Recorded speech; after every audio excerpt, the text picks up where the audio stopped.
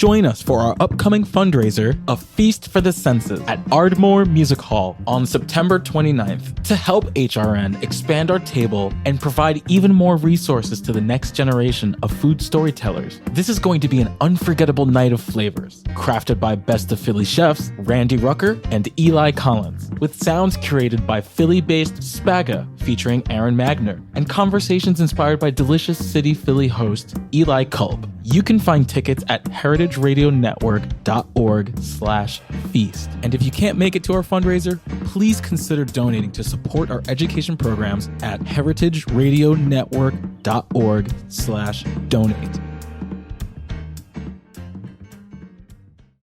You're listening to Heritage Radio Network.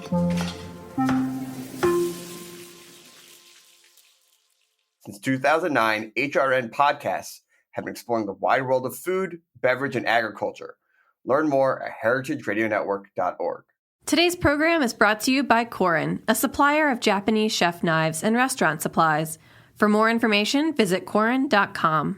We talk about food, we talk about music, with musical dudes, finger on the pulse, snacky tunes. Hello and welcome to Snacky Tunes. I'm your host, Darren Bresnitz. Today, sit down with modern-day Renaissance man, Harley Wertheimer, owner of Stir Crazy, and we chat about the early days of our time in New York City, DJing at East Village Radio, the restaurants he ate at in the mid-aughts, and how he turned his passion for music, hospitality, and art into one of the city's most beloved restaurants today, Stir Crazy. And in honor of our chat and in honor of the era, I went as far back into the archives as I could, where Ramesh of Voxtrot swung by the studio to play live for us. And I don't think there is quite a band like Voxtrot that really exemplifies the music and the vibe of the times. So please sit back, relax, and enjoy Snacky Tunes here on HRN. And you asked me would I live with that ghost in the house. Yeah, I would trade 1 year of fear for that old feeling. And my love for you parades in this room, refusing to leave, hoping to weave my way into the hours. And you can fall asleep, or you can fall asleep, but I'm always gonna watch you fall asleep. But I'm always gonna watch you, that's me. I love you with that wild love. I love you with that love. And the rainbow dances with Christ on the wall. The requiem breaks the devil who falls. And I'm free from the pulling force. I'm free from the grasp of that beautiful girl. She was part of my world before I was changed from the voice into the living thing. And please let it be, you still see him in me. 2 hands to play a song for the dead, oh, a requiem for the one who walks through me. And you can walk through me like God and the angel who shelters back from the beast on the hill. And I'm running, I ran across the killing. I ran across the killing. Madonna loves me, Madonna holds me, Madonna dies, Madonna unfolds in me now. I can't believe in nothing, and I can't believe in nothing. And you stand before me in a big dream, asking all you. Stand in my bed, shaking your head.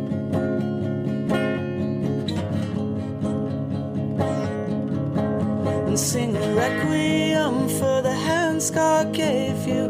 Walk away, but I'm always gonna love you, that's me. I love you with that wild love, yeah.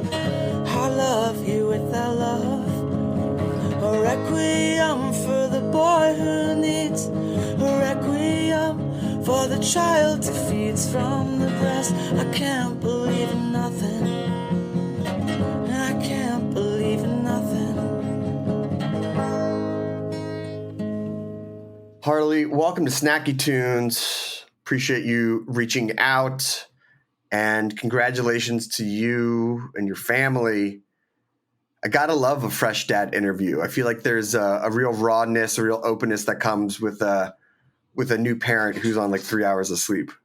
It's raw.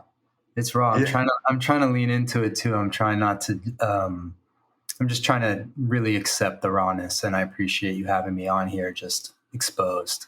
No. I I really love it, and it wasn't too long ago that I felt that that openness to the world. When I was like, yeah, sure. There's no filter. We're just in it.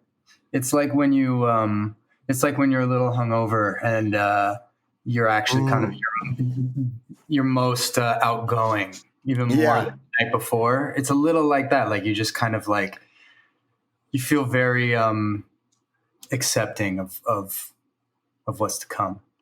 Yeah, not the vicious one, but the where it's like sort of ethereal and light. Yeah, and it's peaceful. Maybe you're gonna, maybe you'll go up and talk to somebody you wouldn't normally, or Yeah.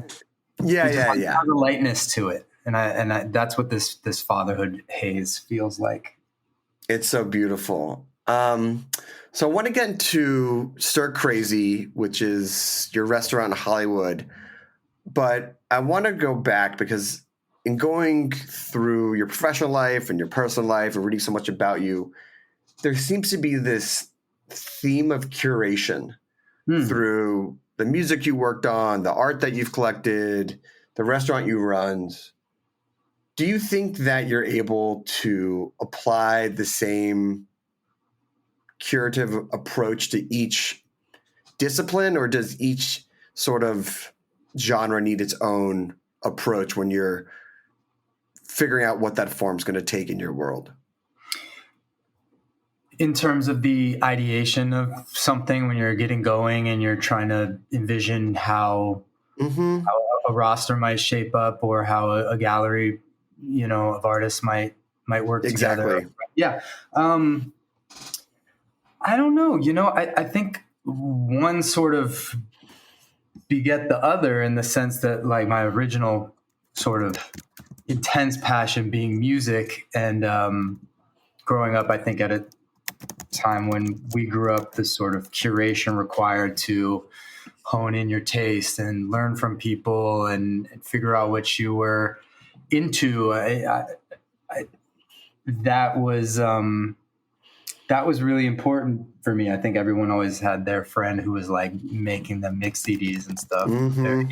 I had to have a background in DJing, which is all about selection and curation. And so, yeah, I guess it stems from music, but it absolutely just kind of applies across the board to everything I really do. It's hopefully like just an extension of what I'm passionate about and curious about, and stuff that in my brain sort of has a common language. In the cafe, I think everything speaks the same language, and in the music I've always been attracted to, there's some through line there, and same thing with the artists I show. But I'm hoping that the more people actually know me as a person, that they can see the curation as a bit of an extension of myself. That's just what it is. I think the more you maybe know me, the more you understand the projects, or understand what I'm interested in. Yeah, selecting for yourself or what you like and presenting it that way, instead of saying, I think this is what the people are going to like. Sure. Yeah. But I mean, I do think that it has to start from you. Going back to the music example, it's like you like something so much, you want to show it to somebody. I mean, that's kind of like the raw, 12-year-old feeling with music, is like, I'm obsessed with this, and I want all my friends to know about this, or and I think that then sort of extends beyond when you're dealing with music or working at a record label. You're ideally trying to. I worked at a major record label for a long time, so you do have kind of the masses in mind, so to speak. But I think it's that idea that you're so invested in it that you want the world to hear it. And same thing with a cafe. It's like it's a public space. Like you can come in, you're trying to make something that feels true to you and curated, but also kind of like accessible. Yeah, I mean, I've always believed that when you're an artist and you're making art or opening a restaurant or an album or making a dish, it should be an extension of you. Mm-hmm. Because that way, even if it doesn't quite work out, it's just like, well, I believed in it. You still believe, you still believe in it. Still believe in it. Yeah, things that didn't work out with music and stuff that I'm still like, but I loved it. If you call me up, I can stand behind it, Yeah, exactly. I'll explain to you why I liked it, maybe, and yeah, I think it's like that. I mean, it's like that with anything. You just try to have a few that enough people like to get, enough where you can be like, oh, this is actually going to be a business. Shots on the next ones. You can't be right 100% of the time. Like no. So you moved to New York around the same time I did, 2005, and exactly 2005. Yep. Man, what a magical time in the city, and so special to the fact that you didn't even need this nostalgic look back. I think a lot of people who were in it and running around just knew that this was this really special era of the city. Yeah, that's funny. Remember that time? Yeah. There was no nostalgia for it. You were really I did feel very present, Yeah. But there wasn't this idea of like, damn, this used to be better. And, oh man, this is going to get better. You're just kind of like, this is great. It was fun. I went to NYU, so that was my first year of college. And you had this very fortuitous run-in with Mark Ronson. And I think I would like to level set that people now who are big stars or bigger stars, I'll say like, yes, TV on the radio, whatnot, Mark Ronson, they were just around, like you could go see them DJ or do something and then talk to them because they would just then be at the bar you were at the following night. 100%. I mean, I met Mark at he was DJing at a party at someone's house in the living room. Exactly. Was how I met him. I mean, he was a star, like I was a big fan of the first album and I loved Nika Costa and love Nika Costa. And I was very aware, when I was like 16, 17, 18 about, you would go through credits and there was still enough internet then and blah, blah, blah to you could really still research somebody. And so I knew a lot about Mark. Yeah. But it was very much a time where, people were chilling. People were absolutely chilling. I got to go up and talk to Mark at a party. That was incredible. I think it was the lack of phones or social media, just that everyone, if you were there, you really had to know to be there. It was really word of mouth, and it was really just, all right, you're at the same room that I'm in. That took a little bit more effort back then to be in that same room or that same spot. Yeah, you also, I think, had some fewer choices. If you were with someone and they were like, we're going here. You're like, we're going here. Cool. So you kind of had to I don't know, we had that party, for example, someone was like, there's this girl I know and she's really cool and really fancy and really pretty. And she's having a party in her house. And you weren't like, well, I saw this thing's happening and this thing's happening. You're like, yeah, all right. You were cool. I felt like you could get dragged around a little more in a really pleasant, a really pleasant way. I miss those sort of corpse pose types nights where you just it goes from one thing to the next, to the next, to the next, and then inevitably some rooftop. And then, you're like, all right, that was 7 stops. Honestly, that's still very important to me. I still try to keep enough slack. I mean, obviously things are shifting fatherhood wise, but I still try to keep enough slack in the day that you can, bump into people. We had this last week at because Melrose is starting to build out, and I mean it's always built out, but is There's a bunch of new spots. So we did that the other night where we were just kind of flowing. But yeah, I think just kind of like getting dragged around to stuff was sick. I mean, also the flip side of that is you could park somewhere and people would come through. And I know that you were DJing at East Village Radio, which was, when the Lower East Side was the center of the universe. That was the part. That was the spot. That was the spot to be. Big windows, little Frankie's flipping meatballs next door to the DJs. Yeah. What was your time like there?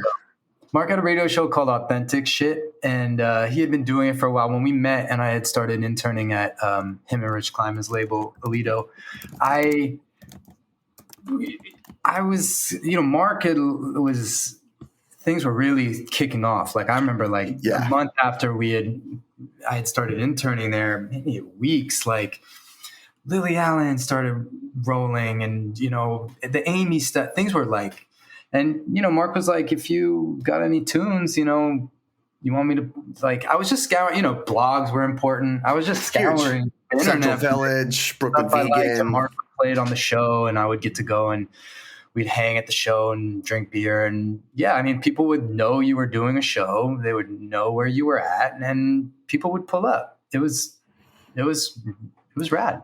It was rad because you would be there if you, as I remember, if you said you would do a show, it was a few hours, it was live, and that was it. And you're like, come through. I think the Fader show was right before, so there was like a crossover where like the Fader people would be hanging out. People were at Lucien across the street.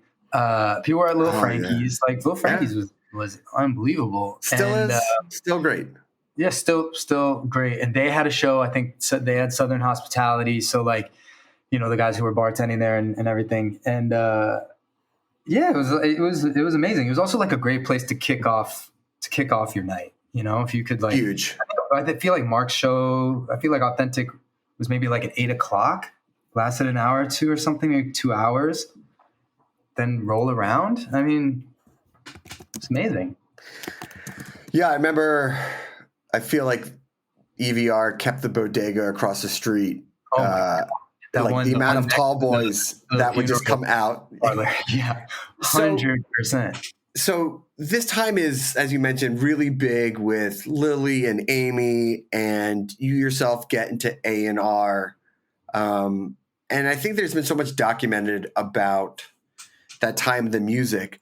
Yeah. But I want to know, like, when you were hosting these artists in the Lower East Side, East Village, like, where were you taking them? Like, where were you eating? Where were you drinking? Where were, especially the people coming over from London, because stuff was a little bit tougher to find. Be like, hey, like, I got you. Yeah. Well, the studio was on Mercer and Grand, so there was a lot of Lucky Strike. Like a lot of Lucky Strike and a lot of what is that? What's the pool hall next door? Toad Hall? No, am I making that up? The one right next to Webster? The one right next to Lucky Strike. Anyways, there was a lot of Grand Street, just spending time on Grand Street. And then, so there was a lot. Also, like, people wanted to like eat in Jubilee across the street in the like bodega. That was like the first bodega I went into that had a seating area so that you could just like buy beer and sit with it. Yeah. That was but revolutionary. We were also going to Lovely Day a lot. I would bring people to Lovely Day because I always felt like you'd obviously see everybody there. And I could like, if I was bringing one of the artists around from the studio, like I would know enough people in there where I kind of seemed cool to them. That was being a regular neighborhood spot. Crucial. I mean, La Esquina was massive at that time. Especially the speakeasy part of it. Totally. We spent a lot of time. I would take people to Cafe Orlin a lot just in case I had to cover because they had like a $6. You could get eggs, a cappuccino, potatoes, toast, and orange juice, $6. So yeah, this was it was the same owners as whatchamacallit, down the street, Mogador. And shout out. Another band staple, another big one, especially the one in we went to Mogador a lot, but Orland, for some reason, I don't know, the seating, it just felt, there was something a little less, it was a little more all day. There was like less decoration. You could kind of just, it felt a little more neutral. I felt like Mogador, I would spend a lot of time at for specifically breakfast, but yeah. I'm trying to think where else we were going. I mean, a lot of diners, Waverly Diner. I don't know. I was 18, 19, and there was less. We went to Ruby's a lot. Man, all the legendary Ruby's spots had a scene, you know? Yeah. I think that was the great thing about it, is that these restaurants really had a scene, and it would attract the same people that you would see out at night, and then they would wake up the next morning and it's like, I'll run into you at Kate's, or we'll run into you, at other restaurants. And it just sort of all worked together because everyone was eating together and they're going out together and making art together. It was such a cohesive time. Totally. Dollar Slice. I remember Dollar Slice on St. Mark's premiered maybe 2005, 2006. And that was talk about a revolution. But no, I wasn't as into, I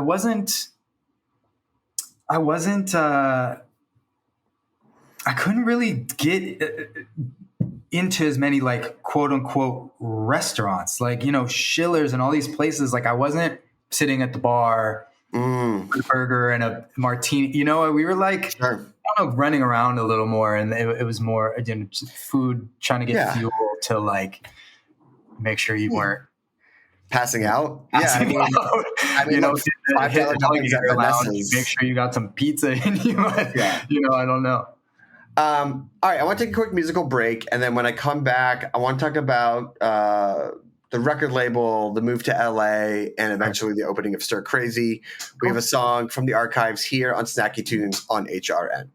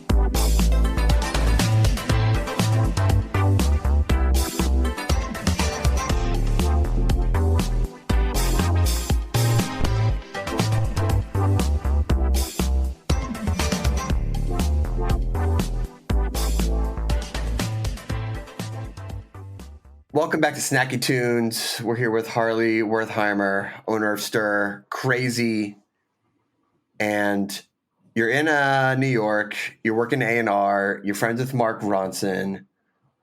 When do you decide to That was pretty much it. start a label? All you needed then. I mean, honestly, I had less. I was DJing at the Royal Oak, and I felt like I had keys to the city. I You definitely wasn't really. I mean, I didn't start. I remember Mark being like, you're kind of doing A&R stuff. I didn't really even know what it was until I really needed, a job after college. And they were like, Mark was helping, oh yeah, these people are hiring for A&R. I was like, yeah. He's like, that's what you kind of been helping me with. I was like, oh, totally. How did you guys get to talking about starting a label, and why did you do it the way you did it, not just under some umbrella?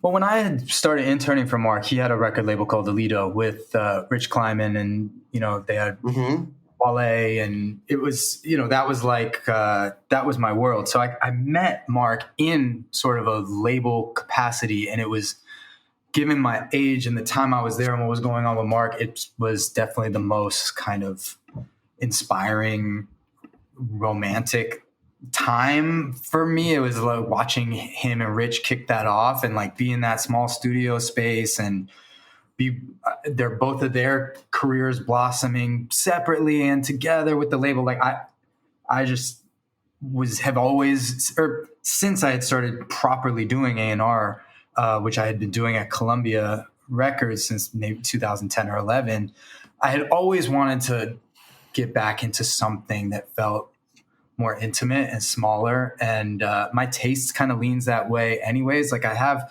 fairly commercial taste, but it always starts a little more left field. So the idea that I could work with artists earlier and really try to be on the ground was really inspiring. And Mark had been, after I stopped interning for Mark, he'd become like a brother and one of my best friends. We had been having conversations around him moving to LA and should we get a studio and maybe I would start a publishing company. And there was this moment where Mark was like, should we just do a label? And I was like, yeah, we should do a label. And so Mark moved to LA, and me and Mark's manager, Brandon Creed, started this label. Me working at Columbia Records, which was a part of Sony, Mark being signed to RCA, which is also a part of Sony, Brandon Creed, having worked at Sony for a long time and having artists with Sony, it made sense to do it with them. So it was sort of under an umbrella,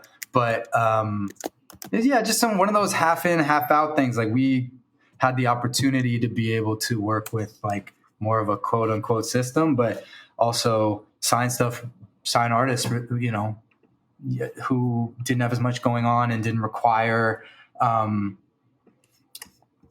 required a smaller team.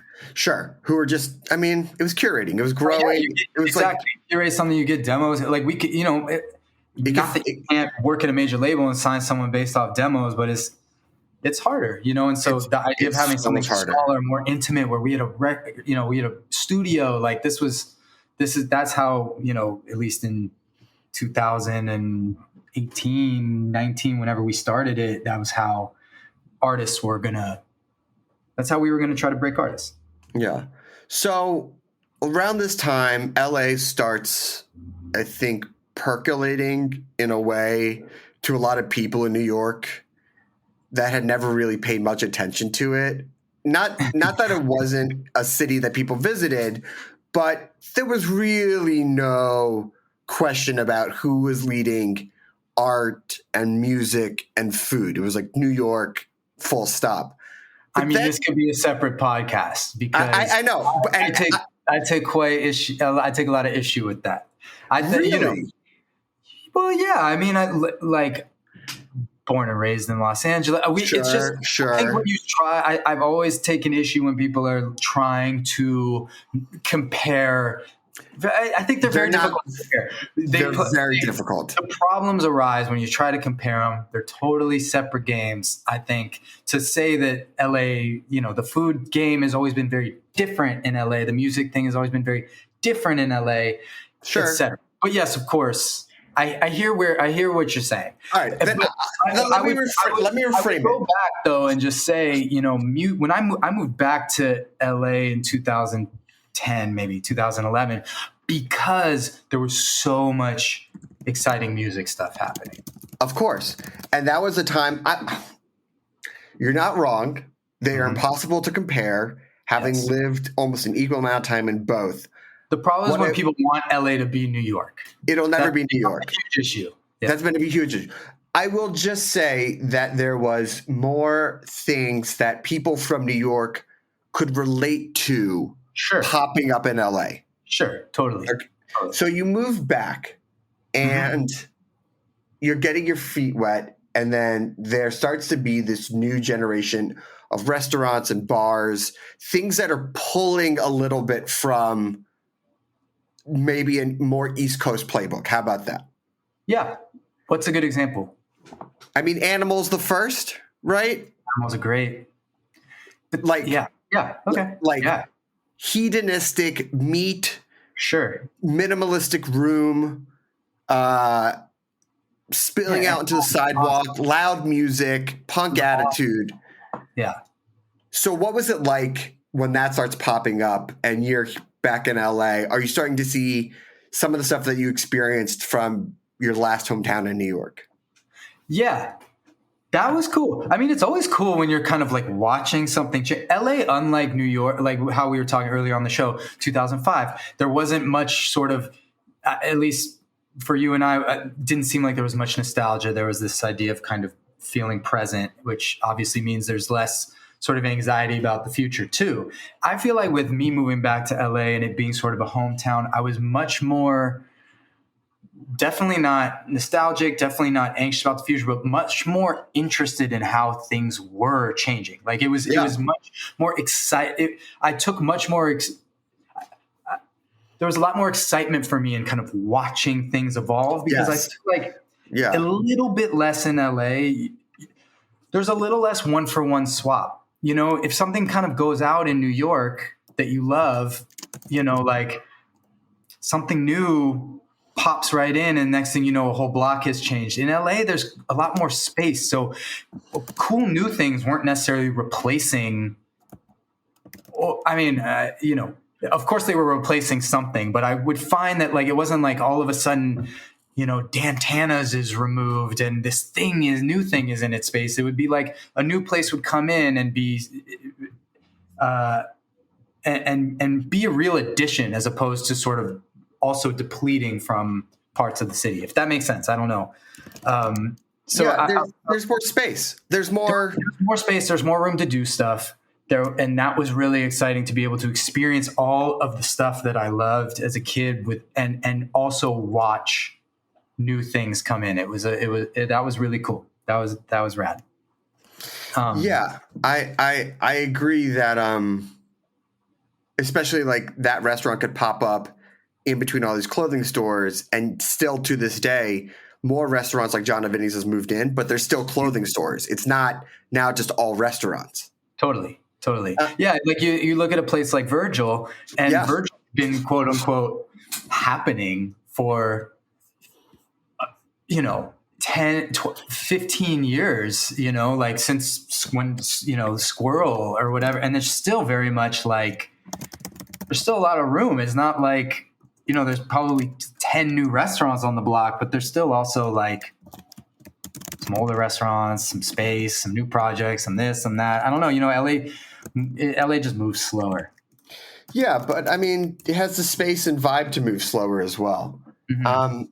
So you're out here, you're doing music. When do you start thinking about professional life curation outside of the music industry? I would say I'd always had kind of dreams. I always had art kind of snuck up on me. Art really,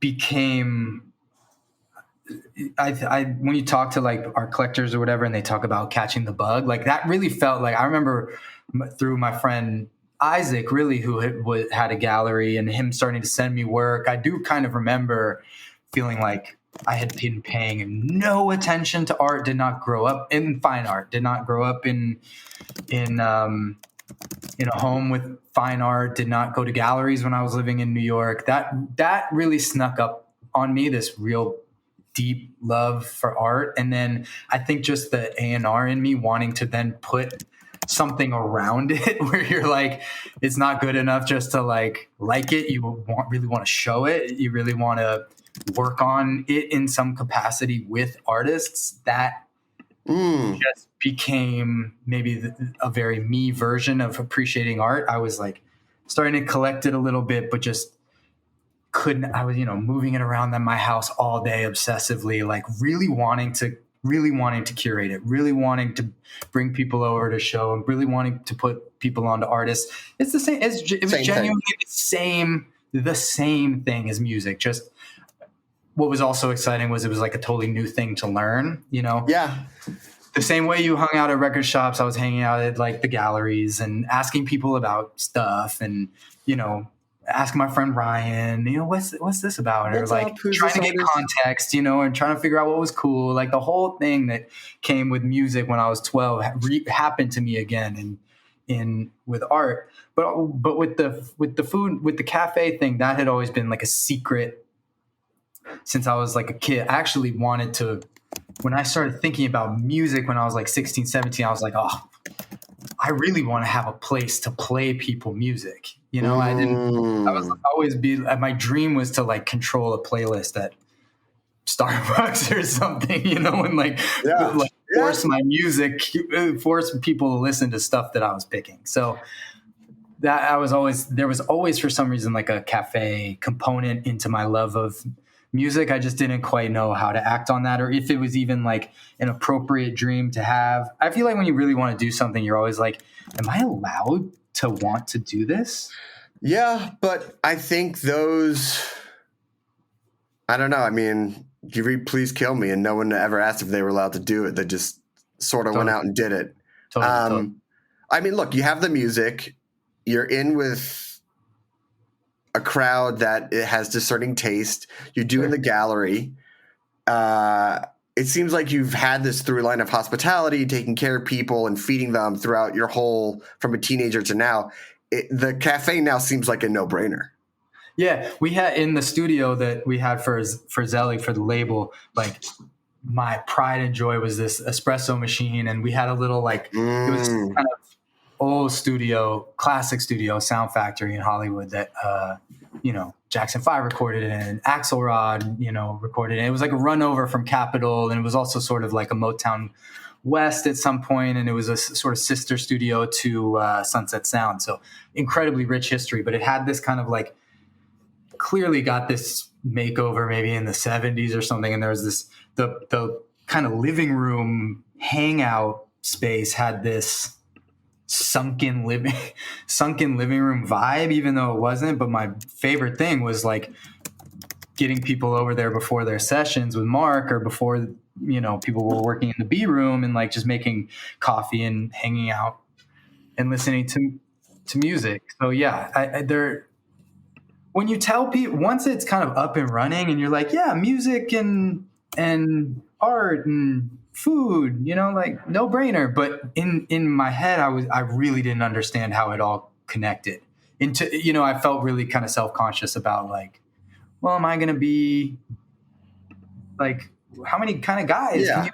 But then, once I was like telling my friends, it's like, I think I'm going to open a cafe. Like, they were like, yeah, no shit. You've been talking about that no shit, man. for a long time. I was like, I have? Okay.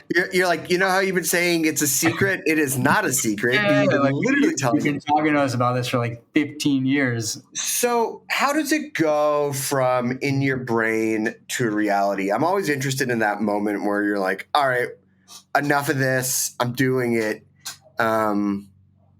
Because look, opening a gallery, pulling records, that's like a little bit less of an endeavor in some ways. When you guys start serving food and having ADA requirements and serving wine, that just becomes a little bit trickier.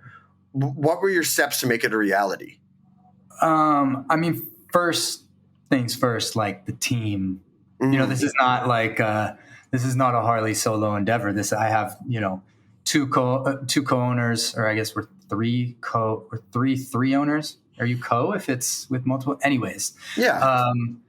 Macklin Kasanoff and Mackenzie Hoffman, who are we own the business together, and they are, you know, food and hospitality geniuses. So there was a sort of initial conceptualizing coming from me, and sort of trying to find the space and trying to think about what this could be. But you know, it's nothing without the squad, and that came after I had been spending a lot of time that, you know, on Melrose, where we are, which is, you know, east of Highland.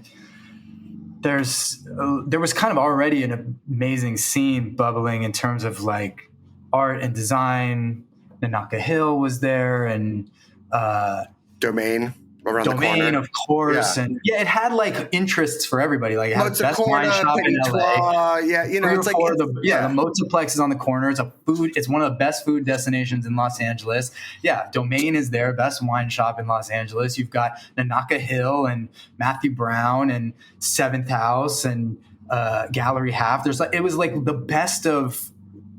There was so much best of already there. So I had been seeing Stir Crazy, which was also a best of. If you wanted like a best of first, second coffee shop, you want to go hang out, like get 99-cent coffee refilled all day. Like that was the spot. Like the amount of people that are like, oh my God, Stir Crazy. Like I used to smoke cigarettes in there, like when I was, you know, 18 or whatever. Like that is a institute. That is a classic. And so when I had seen it closed for what felt like maybe 6-7 months of the pandemic, that's when I was like, oh, you know, maybe this is the beginning of a dream. And I was really, really obsessive about it. Like, I don't think if the space became available that I would have been as passionate about doing something. It like kind of just felt like it had to be there, and it had to be with Macklin and Mackenzie, and it had to feel this certain way. It like just kind of had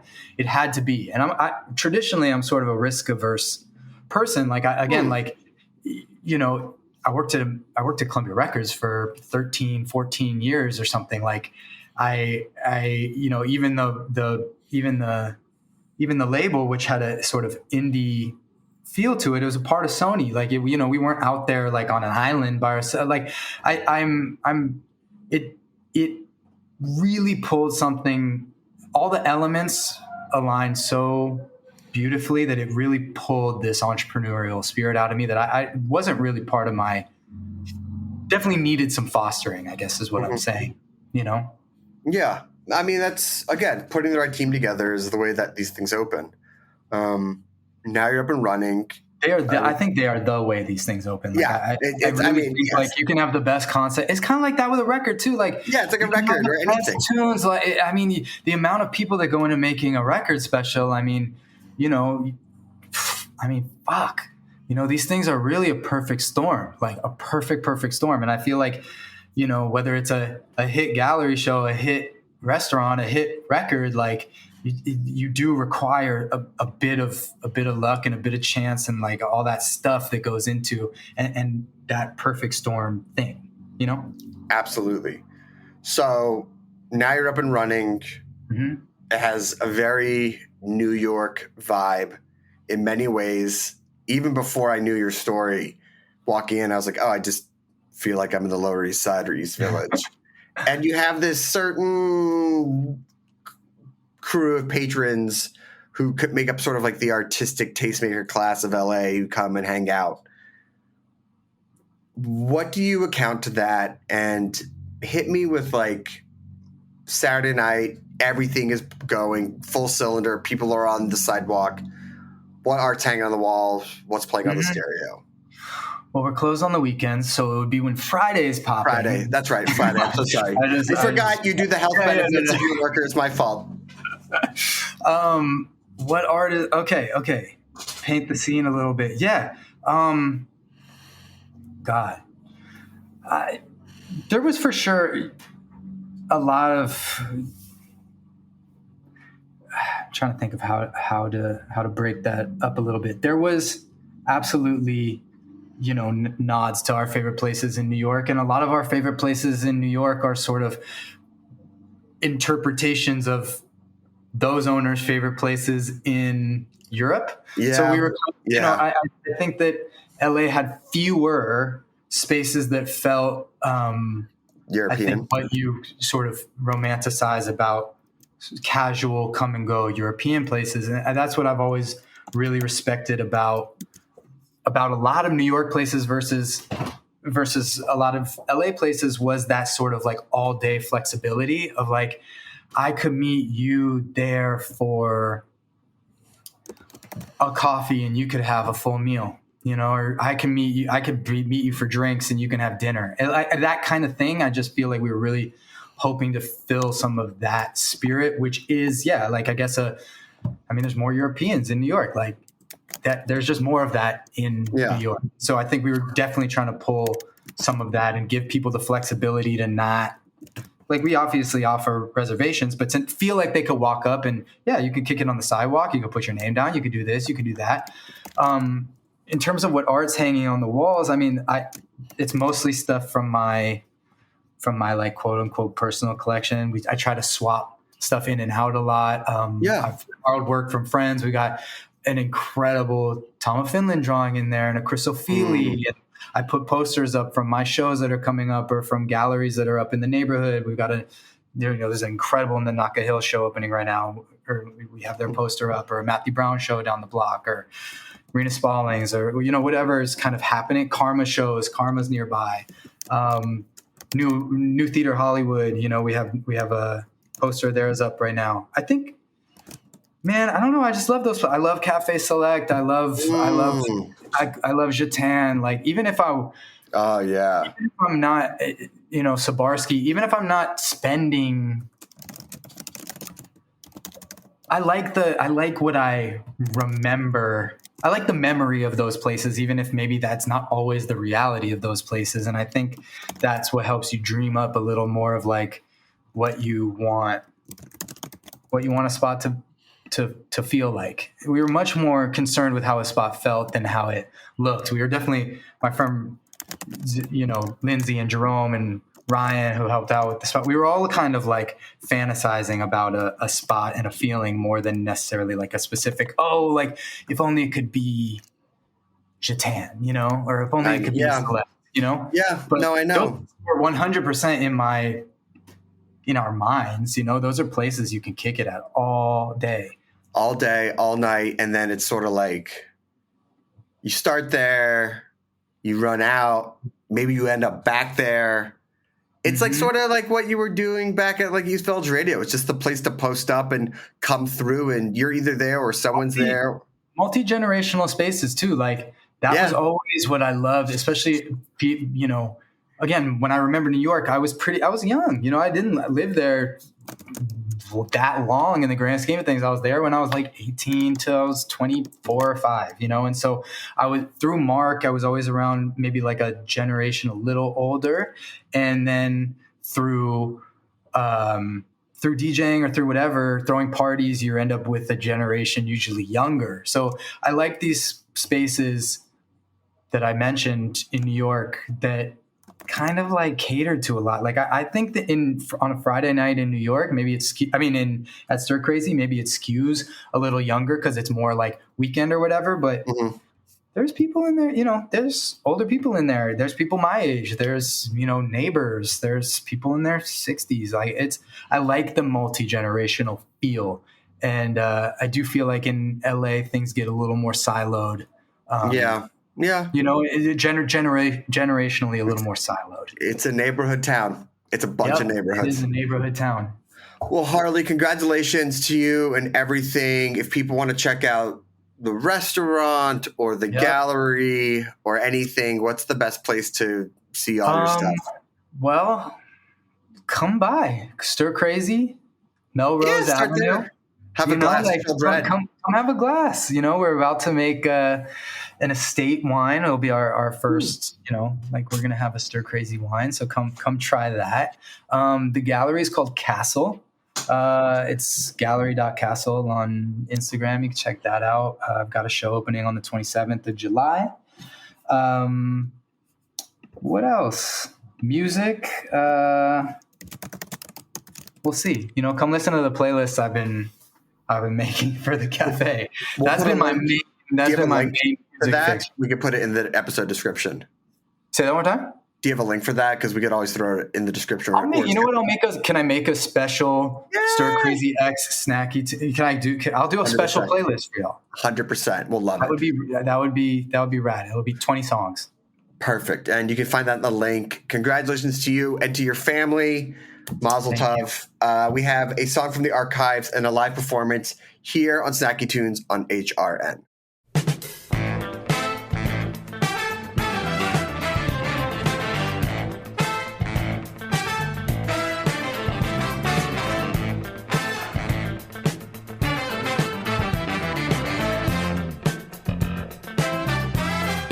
Put me to the test, girl. I'm under arrest. No, we won't sleep till the streets are clean and the levee broke now. We got fire before smoke somehow. The results are in. Negatives are positive. 'Cause I'm a prisoner of love. When it rains, it pours. Oh, when I toughen up now, you'll take me back in your arms.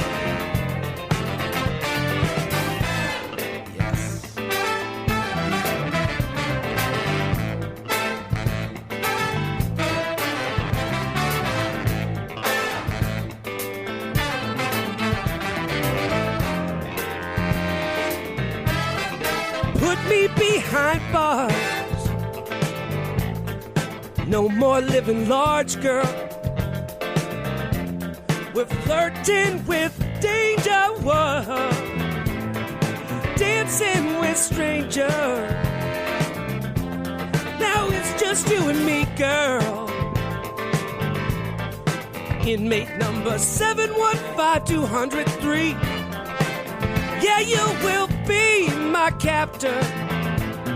Sunshine, my big time, my laughter. 'Cause I'm a prisoner of love. Whoa. When it rains, it pours. Oh, when I toughen up now, you'll take me back in your arms.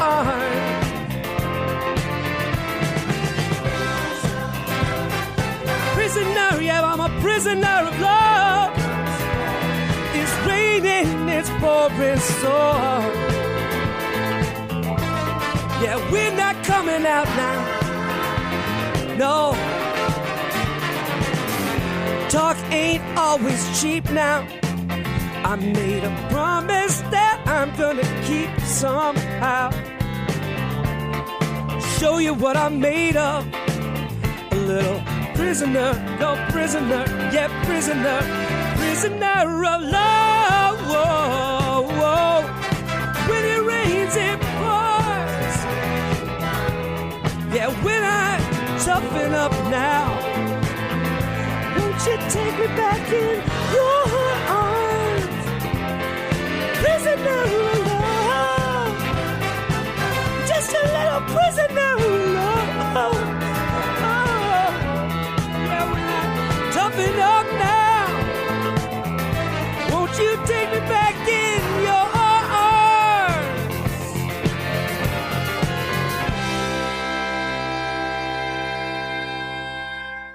Today's program is brought to you by Korin, a supplier of Japanese chef knives and restaurant supplies. Korin is proud of their Japanese culture and traditions, but they want you to know that their products are not just for Japanese restaurants. Their knives and tableware bring out the best qualities of food from every culture and fit into every restaurant from French to Pan-Asian to American. And that is why they're located in New York City, where people from every country in the world come to eat. Korin's Tribeca showroom is home to the most extensive collection of Japanese chef knives in the world, including Japan. Stop by to view their exquisitely designed tableware and the rarest natural sharpening stones. They have a whole range of knife services from repair and rust removal to reshaping and realigning. Korin is dedicated to this ideal, bringing the highest quality Japanese design to your table so you can experience the unparalleled quality of Japanese craftsmanship in your home or restaurant. For more information, visit Korin.com. Welcome to Snacky Tunes. I'm one half your host, Darren Bresnitz, a.k.a. Terry Diabolic, sipping on coffee, eating pizza, being serenaded by the great Ramesh. Is Ramesh like Madonna? Yeah, it is now, yeah. Love it. You may recognize that sweet, sweet voice and insightful lyrics from his previous band, Voxtrot. And now you're doing the solo thing. Yeah, well, luckily I have a name that can work solo. Not all of them. Well, here, not in India. In India, I'd be screwed, but yeah. I think also... Is like John? Not like John, maybe like Peter. No, I don't know. Okay. Something like that. I think, but also you've been DJing and doing a lot of solo stuff on your own for a while that people know who you are. I hope so. I know who you are. Yeah, that's good. We've been buddies for a while. Well, at least 4 people know who I am. So. Yeah. Greg, how you doing over there? I'm good.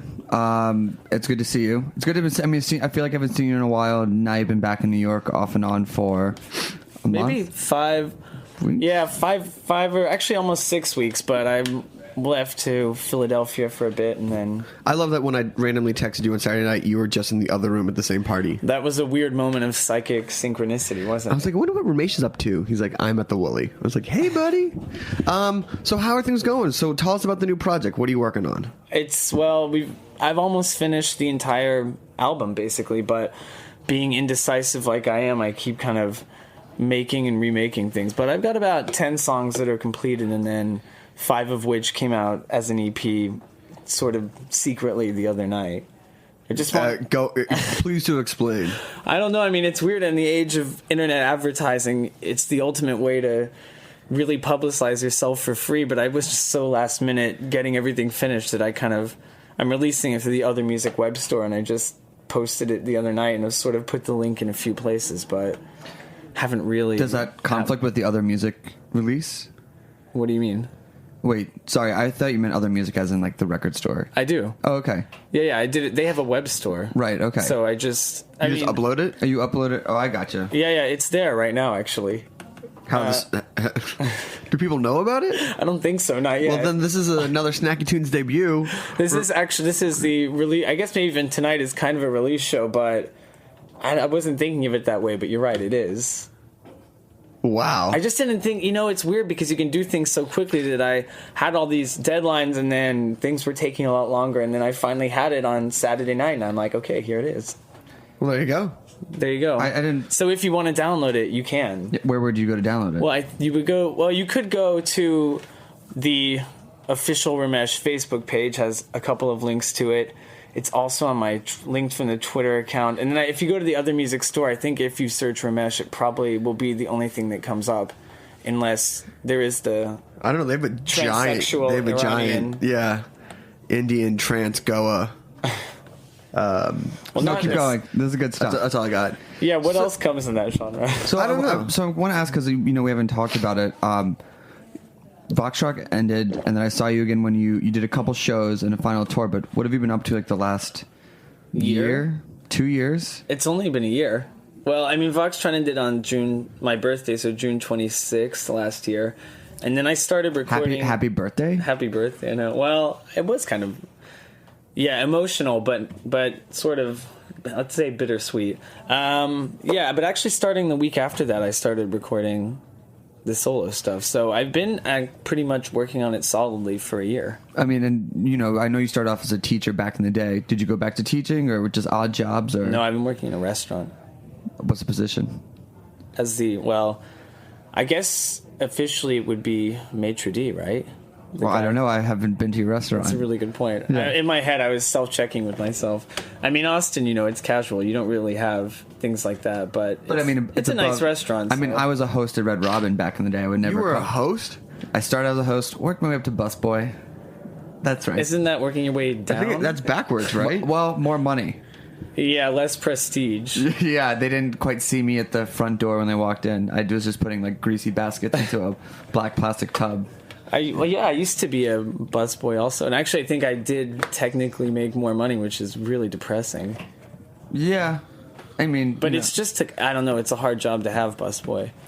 I mean, Like, there's literally clearing people's plates. there's literally no glory in it. No, not I at don't think all. there's like any. Type There's glory in a day of work, a good day of work. Okay, yes, but Yeah. the do or die guys are saying, yeah. What's the glory in being a busboy? Extreme carries, dude. Like, you get like a stack of plates like as tall as yourself, and you like deliver them successfully. All right, bragging rights Yeah. to other busboys. Yeah. Okay, but other than that, I bet you there are busboy competitions, like best In which what happens? extreme carries, cleaning, delivering of whatnot. Oh, man. Barista competition. Yeah. Oh, that's I'm true. I'm going to the web on this one. But the busboy one, you'd have to make a mess and then be like, clean it up. If there aren't, we're going to start one. Yeah. There we go. I mean, okay. So for Voxtrot, you were writing for Five Guys. Just so you know, there isn't one. So Okay. Do or Die busboy competition 2012 coming up. Yeah. So back to Voxtrot. No, to not Ramesh. that. I want to talk about the songwriting process because it's how has it evolved from the previous projects to like what you're writing now. Well, I guess, it's still, even with Voxtrot, it was that I would come to them with the song like what is happening here, sort of, and then we would build it together. I mean, now I still am collaborating with people, so that still happens, but I guess it's like more of a dictatorship and less democratic. I like to say benevolent monarchy. Yeah, that's really nice, actually. Have you found though that because I found that a lot of times, especially in groups like that, there is some sort of good output that comes from creative tension and different ideas. Do you miss that a little bit, or do you find that you're just happy just to do exactly what you want to do? Well, I still get it sometimes. That's the thing. I mean, and then they're banished. depending on who they're banished. Yeah, depending on who I'm working with, then it still happens. I haven't.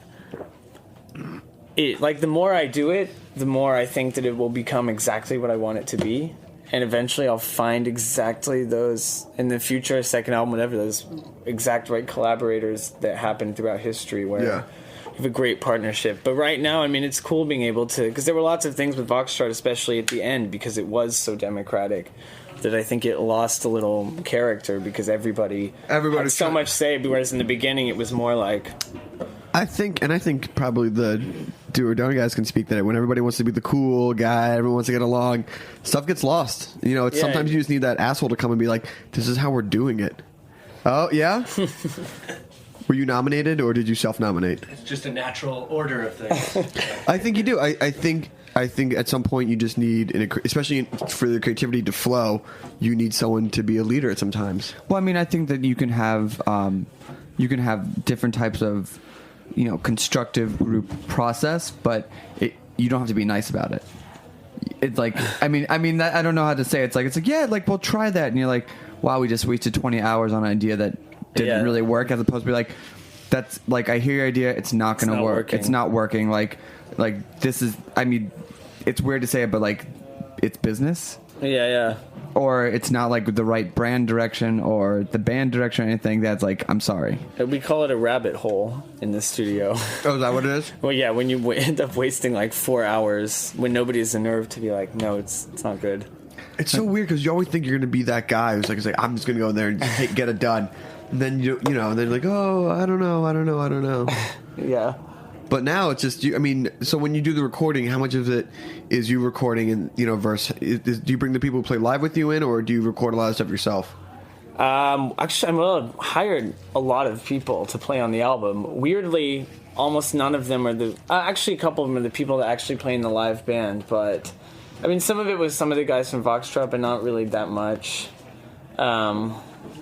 Yeah, but I do play more than I did on Voxtrot. I pretty much only played guitar or whatever the thing is that I played live on stage. That sweet, sweet vocal pipe. That's sweet. I'm still playing that. Yeah. All right, well, let's hear it. Let's do another song. Actually, next song was the very last Foxtrot song, but is the only one that I still play because I feel like you need a bridge. Well, it was at the end, and it was actually kind of the thing that started with me writing the string parts and stuff that changed it a little bit for me and made me want to do solo things. So it's the only song I take. It's like the Breeders' Pod record, which were all like Pixie songs that Kim Deal never got to put on the albums. Yeah, maybe. All right, fine. I mean, yeah, whatever. Whatever. I know music, whatever.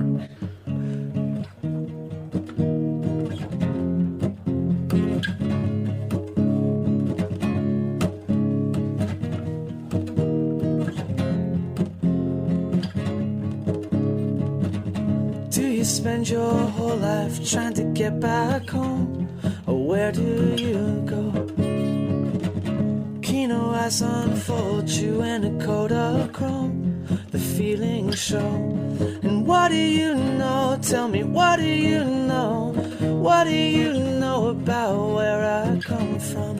What do you know? Tell me, what do you know about who I am? When I see you naked, I see more than flesh. Do you see the same thing? Entertainment value, no, I couldn't care less. The feelings hide. And you were so young, baby, you were so young.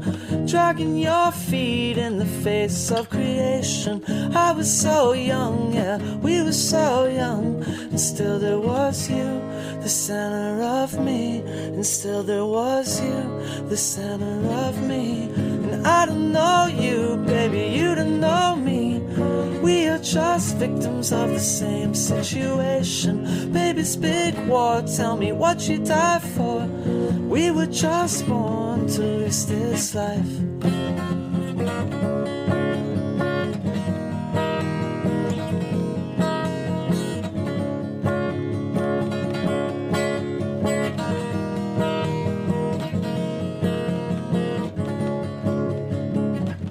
Could we please get married? Do this just for us, the way we would do. It doesn't make much sense, but maybe nothing does. It never will. And these gears keep turning, these lives keep burning, and love keeps changing around you. Stuck in one place and painting your face the color of night, the color of sky, the colors of you, the colors don't lie. And I don't know you, baby, you don't know me. We are just victims of the same situation. Baby's big war, tell me what you die for. Urges grow cold, but the feeling stays.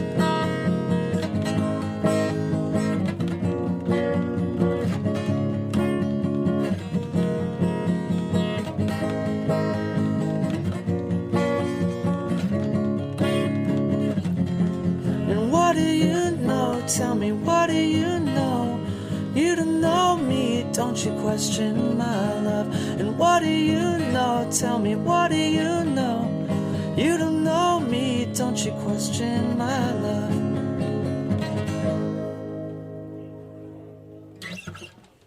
Awesome. Nice. So when you play that, applause? No, I'm just kidding.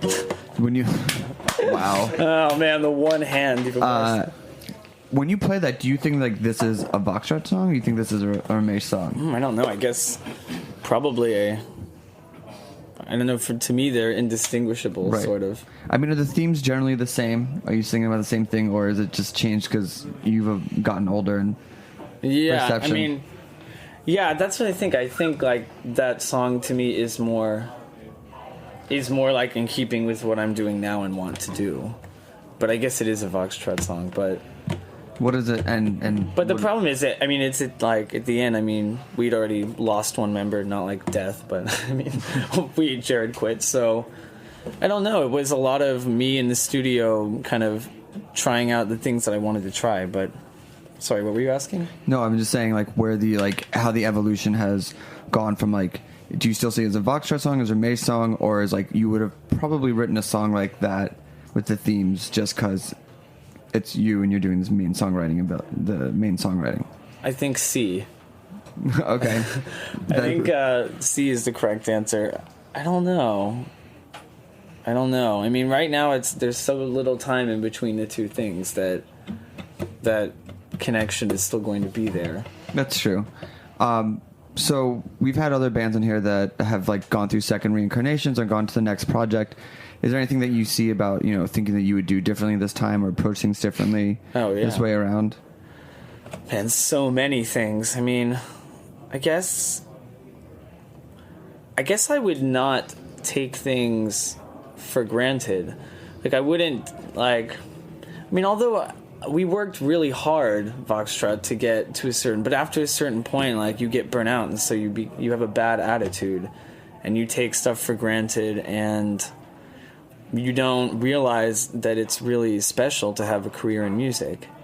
You forget that, basically, and you become resentful of it. But now that I'm really passionate about it again, and I'm happier again, I see that it was a really wonderful thing, and I wouldn't this time around. I won't lose that. It's tough on the first time around to have that perspective. Yeah, I mean, you get really into a culture of deserving, just like that. Everything that comes to you is just something. Well, which you do deserve it if you work really hard, but I don't know. You're just not really very thankful, I don't think. But this time around, I would try and see the joy in it always instead of the opposite. I mean, you're also really young. It's not like we're talking about. Yeah. You're in your late. Jeff Bridges and Crazy Heart. Yeah, exactly. Well, I mean, I cannot wait to see you at that stage. Well, hopefully that won't be my life at that stage. Wait, you can't wait to see him washed up alcoholic? No. Just like I'm Texan. No, yeah. Old Ramesh, 75-year-old Ramesh. Well, hopefully that one is dignified and financially secure and well respected. I see you in a suit or some white chinos or something like that. I can see that. I already have white chinos. So put them in the closet. So bring them out in 4 decades. Up in New York, what do you like to eat when you get up here? Because you're really spending time between here and Austin. So what do you when you're up here? What do you miss from home?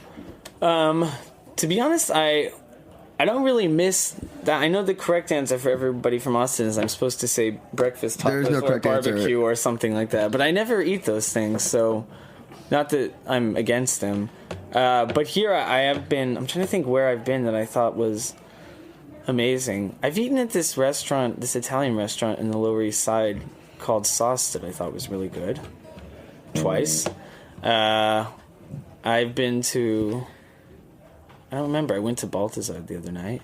But I don't know where all the exciting new things are. I only know of these... Do or Dine, Bushwick. So right there. Yeah, right there. You're sitting next to right them. next to me. And you're also sitting in the really exciting area of Roberta's. Well, maybe the problem... the place I'm staying is in Manhattan. Maybe everything exciting and new is actually in Brooklyn. Yeah, I don't know anything exciting new is happening. That's the case. But I like food, obviously. But I'm not I don't know that much about it, though. I know when I think something is good, but I'm not really up to date, I guess. But this is my chance. It's like me and music, man. No problem. Okay. You just gotta know what you like. So I know that you need to get out of here because you got to go sound check. Yeah. So do you just want to give us the nuts and bolts how people can find you and where they might be able to get tickets for the show tonight? Or buy your album. Or buy it on the other music website. Or you can go to... Is it on iTunes? No, because whatever, it's boring and logistical. It takes forever to get something on iTunes. That's the only problem. Got it. But it is on the other music website, and you can't just download it unless you don't live in the United States, and then you're screwed. So, and by the way, if you're listening internationally, hey, sorry. Yeah. But you can stream it, and probably when people download it, within about 4 days, you'll be able to steal it really easily. So I wouldn't worry about it. Gotcha. All right, so we're gonna. And the show for tonight is tonight. At the Mercury Lounge. Doors are at 8:30. First band, also an Austin band. Who? Feathers. Well, actually, the singer, the front woman, was from here, and she was in a lot of dark, I think her last band was called Cruel Black Dove. Wow. Well, it's like, yeah. It sounds like a bad like '90s band from a '90s movie. They're good. Well, I mean, I would say I don't know. I don't know if I can say that it was goth because I'm so badly informed about goth. I guess food and goth, things I don't know anything about. But they're good. It's a bunch of, you probably know lots of the girls in the band actually. Who's in there? Alex Gehring, Ringo Death Star. You know her? No. Okay. Let's not do this on. Let's not do this. Let's do this on the air. This could go really. You're like, no, I don't know any of them. Let's not do the. So it's tonight. And what time do you go on? I go on at 10:30. They're at 9:30. We're at 10:30. Great. All right. It's gonna be awesome. I think we go to Punjabi across the street. Is that a restaurant? Yeah, it's like a cabbie haunt. It's my people. Pretty much. Right? So we're going to hear one more song from Ramesh, and then we're going to play a couple songs, and then we'll speaking to Do or Dine. Live, Snacky Tunes, Heritage Radio Network. What's the last, Come on, name of the last put a song? little oomph into that. That is. Puke 'em in. Puke 'em in. I just puked it out. Puked it out? Puke. We learned from DJ Gina Turner that's the, like, coming at you live on Snacky Tunes. It's called a puke voice. Yeah. That's really terrible. Yeah, it's awful. So what's the name of the last song? It's called Requiem. It's the last song on the EP, actually. Let's see if I can puke this out. Wouldn't really work with my vocal style. And you asked me would I live with that ghost in the house. Yeah, I would trade 1 year of fear for that old feeling. And my love for you parades in this room, refusing to leave, hoping to weave my way into the hours. And you can fall asleep, or you can fall asleep, but I'm always gonna watch you fall asleep. But I'm always gonna watch you, that's me. I love you with that wild love. I love you with that love. And the rainbow dances with Christ on the wall. The requiem breaks the devil who falls. And I'm free from the pulling force. I'm free from the grasp of that beautiful girl. She was part of my world before I was changed from the voice into the living thing. And please let it be, you still see him in me. 2 hands to play a song for the dead, oh, a requiem for the one who walks through me. And you can walk through me like God and the angel who shelters back from the beast on the hill. And I'm running, I ran across the killing. I ran across the killing. Madonna loves me, Madonna holds me, Madonna dies, Madonna unfolds in me now. I can't believe in nothing, and I can't believe in nothing. And you stand before me in a big dream, asking all you.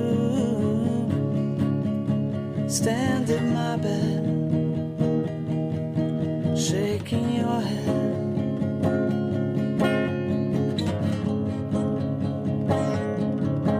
And sing a requiem for the hands God gave you. Walk away, but I'm always gonna love you, that's me. I love you with that wild love, yeah. I love you with that love. A requiem for the boy who needs, a requiem for the child who feeds from the breast. I can't believe in nothing, and I can't believe in nothing. We talk about food, we talk about music, with musical dudes. Finger on the pulse, snacky tunes. Snacky Tunes is powered by Simplecast. Thanks for listening to Heritage Radio Network, food radio supported by you. Keep in touch at heritageradionetwork.org/subscribe.